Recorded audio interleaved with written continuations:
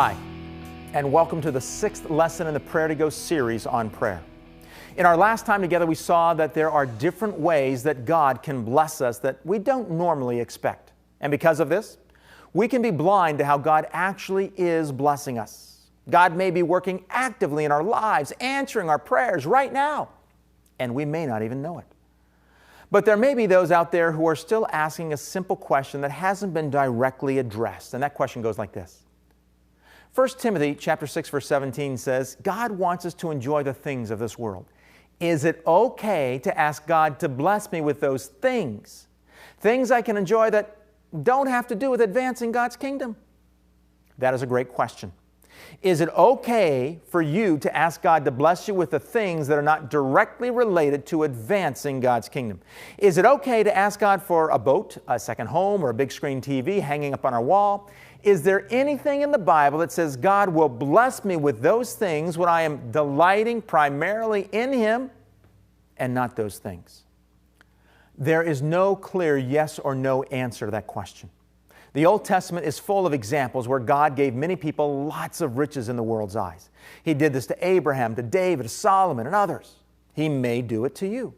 But there are also other very interesting examples that we want to review with you to help you to beware in prayer. There is a joke about a man and his wife now in their 60s who were celebrating their 40th wedding anniversary. On their special day, a good fairy came to them and said that because they had been such a devoted couple, she would grant each of them a very special wish. The wife wished for a trip around the world with her husband. Whoosh! Immediately, she had airline and cruise tickets in her hands. The man wished for a female companion 30 years younger. Whoosh! Immediately, he turned 90. You gotta love the fairy. God doesn't always give us exactly what we want in the way we want it. In fact, there are examples in the Bible of God giving His children things, requests, answers to prayer that flip-flopped on them and became a snare to them. We're going to be looking at two specific examples of this and see what lessons we can learn from them so that when we pray according to 1 Timothy chapter 6, verse 17, we are praying confidently. Beware in prayer. The first text comes from the Old Testament and is found in the book of Numbers in the 11th chapter. Let me give you the context here. The people of Israel were already out of Egypt. They are in the desert on a journey to the Promised Land. They had already complained about no food and no water. God had already provided water miraculously by making water come out of a rock twice. And they had manna as food. And for a very brief time, they had meat in the form of quail.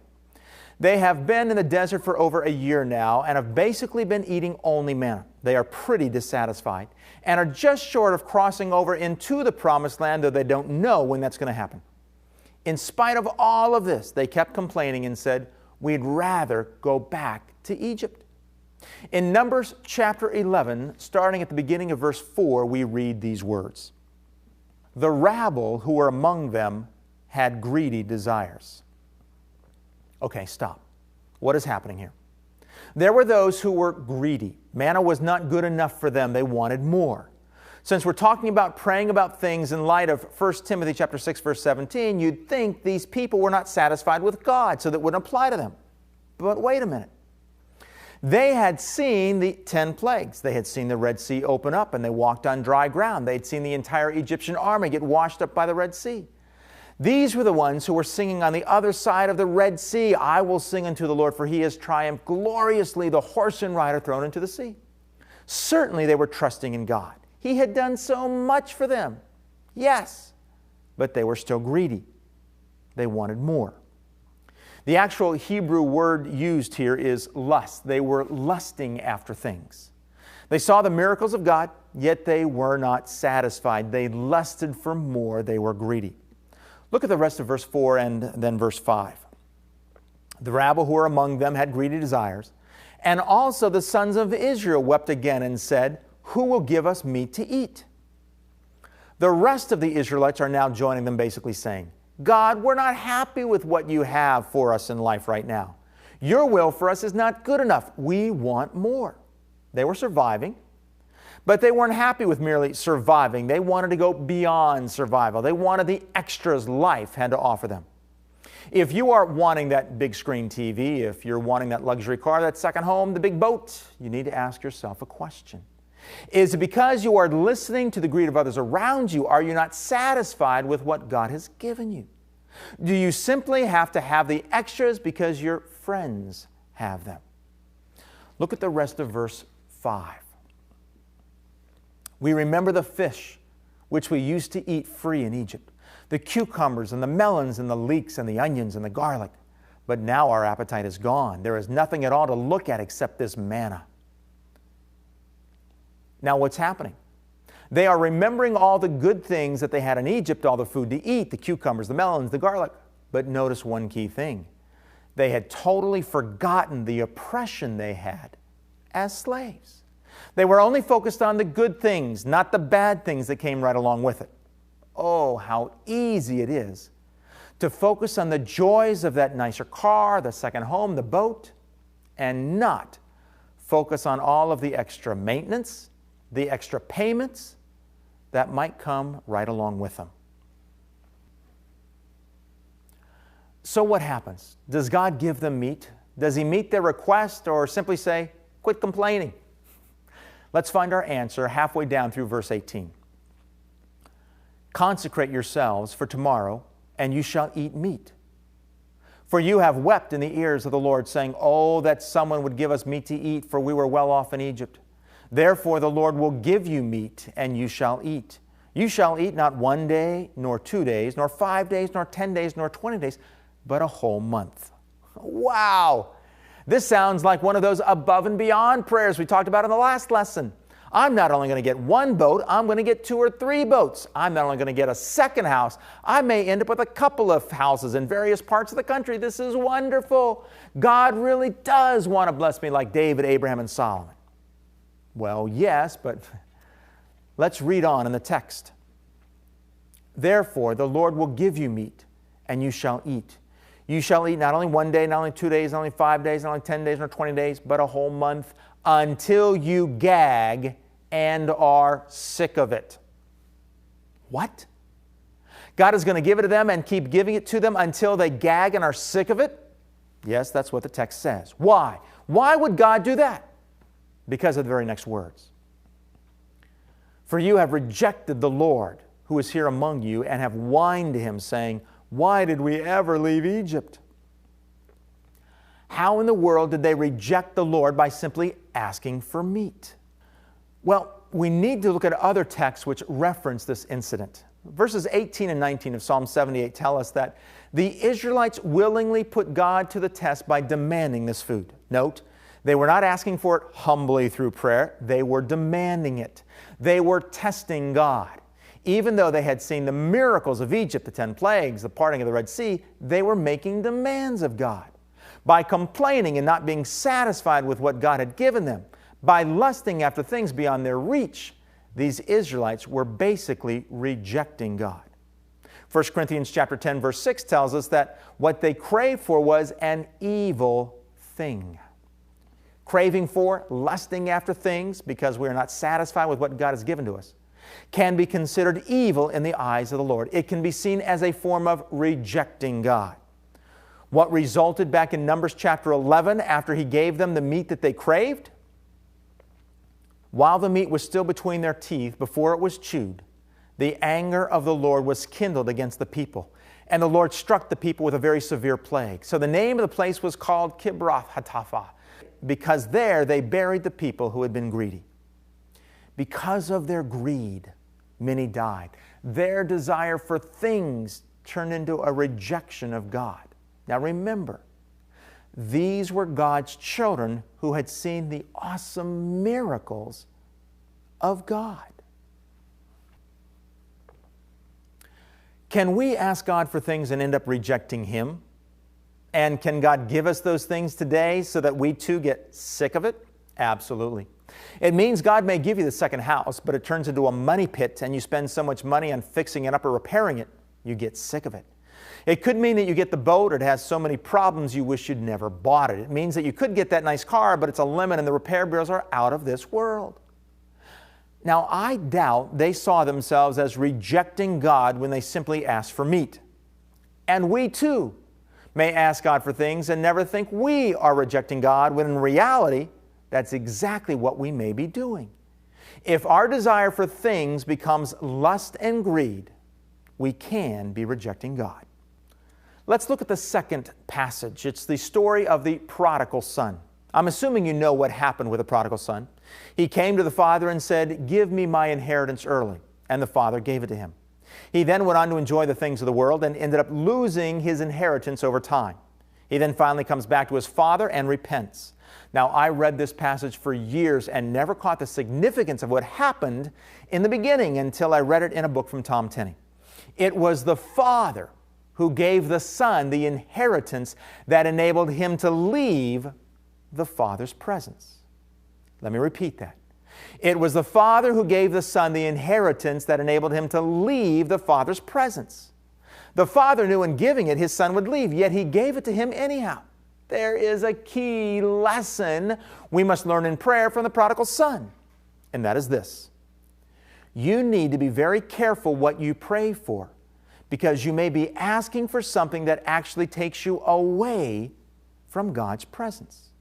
That boat, that second home, that nicer car, that big screen TV, whatever it is, it may not start out being a rejection of God, but it may end up taking you away from God. Beware in prayer. Be very careful when you are praying for things, especially things that do not directly get tied to advancing God's kingdom. Now, you may ask, if God knows we're going to walk away from Him when He gives them to us, why would He give it to us in the first place? The answer is simple. Don Richardson, my key mentor, taught it to me. God is looking for Christians who can survive the blessings. He's looking for children who say, I know I could have that nice car, I know I could have that second home, I know I could have the boat, the TVs, all the luxuries this world has to offer, but I'm going to say no. Because my Father's glory means more to me than anything. And I don't want to endanger walking away from God, so I only want those things that will help me advance my Father's kingdom. I want you to see two more texts that directly relate to this area. Look at Malachi chapter 2, verse 2. If you do not listen, and if you do not take it to heart to give honor to my name, says the Lord of hosts, then I will send the curse upon you, and I will curse your blessings. God can curse the very thing He has blessed us with. The very blessings we seek from God may be the very things He curses if we do not keep focused on Him and keep honoring His name. Oh, beware in prayer. The second passage amazed me when I first saw it. It is found in the 14th chapter of Ezekiel. Then some of the elders of Israel came to me being Ezekiel, and sat down before me. And the word of the Lord came to me, saying, Son of man, these men have set up their idols in their hearts and have put right before their faces the stumbling block of their iniquity. Should I be consulted by them at all? What is happening? The Lord knows that these elders are really after riches in this world and are not at all interested in His ways. These are their idols. It is confirmed in Ezekiel 7:19. What they really want is gold and silver. Outwardly, it looks like they are seeking God. Outwardly, they look spiritual. They are going to godly men for advice. But inwardly, they want what every other worldly person wants, money and riches. So why are they coming to the prophet? They want others to think they are spiritual. They want God to think they are spiritual. And then they hope that what the prophet says agrees with what they want. Have you ever seen someone come to you and ask you for godly advice, hoping you are going to give them an answer that they want? What are they doing? They are asking you to give them a rubber stamp of approval to do what they want to do. This is what the text is saying. There are those who go to God and are not at all interested in doing what God tells them to do, but who ask for God's blessing on what they want done. And what usually happens when they don't get it? They go looking for someone else in the church and ask them, hoping someone will give them what they want. They will keep doing this until they find someone who agrees with their point of view. They are asking God to mark approved on their plans or dreams so they can feel good about what is happening in their lives. So what does God do when we are asking God to approve what we want to see happen in our lives so we can look religious yet still be idolatrous? Let's look at the rest of the text. Therefore, speak to them and tell them, this is what the sovereign Lord says. When any Israelite sets up idols in his heart and puts a wicked stumbling block before his face and then goes to a prophet, I, the Lord, will answer him myself in keeping with his great idolatry. What does it mean that God is going to answer their prayers in keeping with their idolatry? Well, it can mean one of two things. Either number one, He is not going to answer their prayers, but is rather going to say, repent of your idolatry. Or the second thing could mean this. God gives you over to your idolatry. Like He did with the Israelites, giving him meat, like He did with the prodigal son, giving him his inheritance. This agrees with what God says in Romans chapter 1, verse 24. He gives them over to their sin. Hey, whichever one applies, and it could be both because of the ambiguity of the text, God gives a reason for it. It's found in verse 5. I will do this to recapture the hearts of the people of Israel who have all deserted me for their idols. In either case, God's goal is the same. He wants to recapture our hearts. He wants us to walk humbly with Him. How would giving us over to our idolatry answer that? Simply by having our lust take us so far away that one day we wake up like the prodigal son and realize how bad we really are and come back to God. Oh, how very careful we need to be in prayer. We could pray ourselves right out of God's presence. So, can you pray for that which 1 Timothy 6:17 refers to? Yes. But be careful. Beware in prayer. Let's go to the prayer time and spend some time praying over the Prayer to Go prayers and then breaking down into small groups and answer small group discussion questions. Let's pray. You have filled my heart with peace that has no ending. You have shown me love and a joy.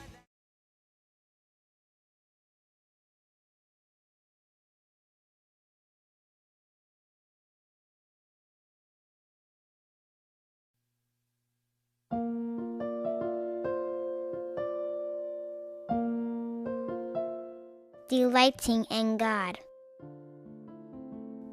God, I have lots of dreams, things I want to do, places I want to go, how I want my life to count. In Psalm 37, verse 4, you say, delight in the Lord, and He will give you the desires of your heart. Cause me to delight in you more than anyone or anything else, and then fulfill my dreams. But if for some reason I am not delighting in you, shatter my dreams until all I have left is you. Make me delight in you first before my dreams are fulfilled. As the old saying goes, you'll never know Jesus is all you need until Jesus is all you've got. Jesus, I need and want you and you alone. Make that my first and highest priority in all of life.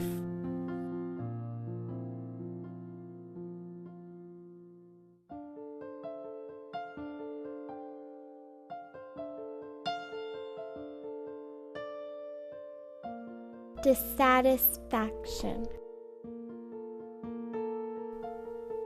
Lord, the Israelites repeatedly were not satisfied with what you provided for them and demanded more. They consistently communicated to you, what you have for us is not enough. Your will for our lives is not good enough.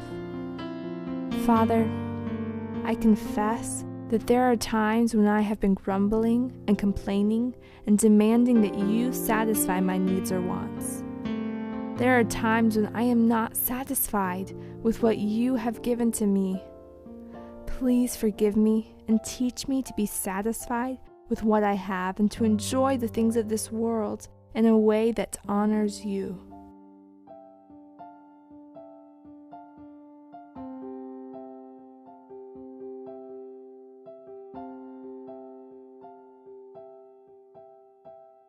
Full foolish spending.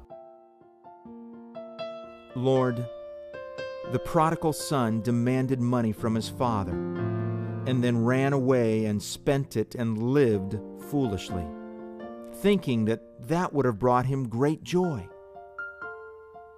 Jesus, keep me from thinking that money will solve all my problems and bring me happiness. I do not want my trust to be in money. Money is not going to buy me happiness or solve my problems. I want my trust and joy to be in you no matter what my circumstances may be.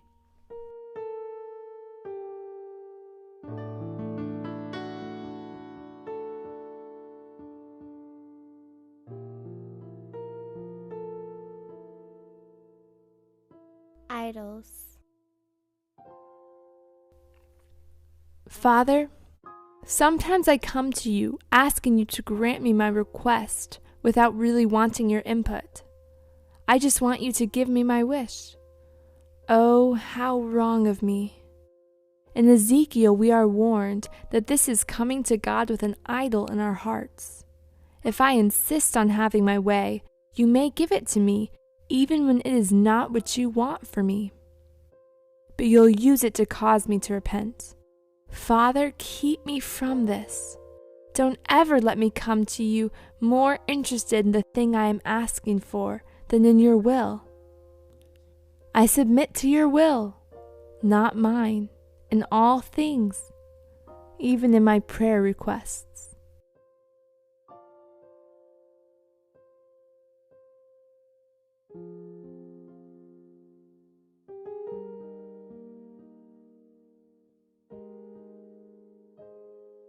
Blessings. Lord, don't ever let the blessings you have given to me cause me to walk away from you. Let me enjoy the blessings, but not at the expense of having them take your place. When I start wanting the blessings more than I want you, I'm failing greatly. I do not want that. I do not want to lose you to something so temporary and so worthless. Help me to keep the blessings you give to me in perspective. You have given me the Holy Spirit, and one of His fruit is self-control. Cause me, Lord, to exercise self-control and not yield to the temptation of enjoying the blessings of this world more than you.